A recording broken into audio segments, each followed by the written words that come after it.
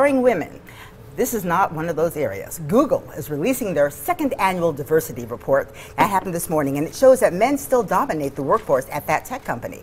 The report findings show that 70% of the total workforce at Google are men, 60% of those men are white, and the numbers are similar when it comes to Google's leadership team. 78% are men, which means only 22% of Google's leaders are women. Now, these numbers have not improved much at all from last year's diversity report, but Google says the company's taking steps to make it more diverse. The tech giant currently offers a variety of scholarships for women, minorities, and veterans. So what industry do you think is most culturally diverse? What do you guys think?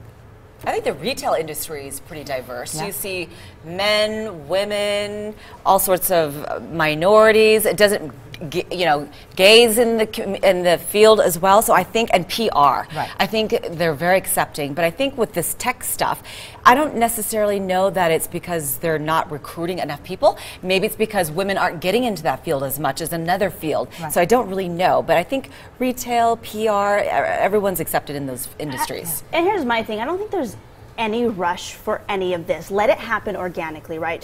To employ diverse people, to employ women. It has to, as long as it took, right, for women to be able to go to school, get out of the home and actually get a college education and go do something with their lives. That's how long it's going to take to see more women employed. I don't think it comes down to race, to gender, to any of that. If you're a good employee, if you're good at what you're doing, and you happen to look a certain way, you should be hired. And I don't like this, like, oh, because she's Mexican and she looks a certain way, she should be forced onto that round table. Right. Like, no, don't hire me because I'm Mexican. Hire me because I'm good at what I do. Exactly. Right? I agree, Megan. Yeah. Mm-hmm. And how about for you in rock and roll, though? I mean, have you felt that heavy, like, void from the industry? From men? You are working in an almost all guys show. Right. I know. It's men so slapping your butt. I mean, you have to find that line between, like, what I accept and what I don't accept. Well, that slap on the butt was not...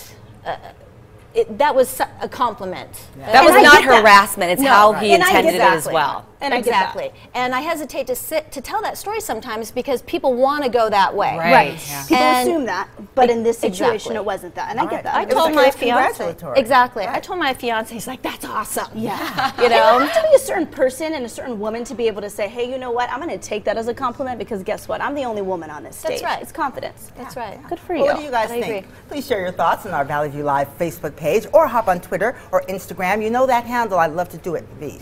Our hashtag. nailed it. Yeah.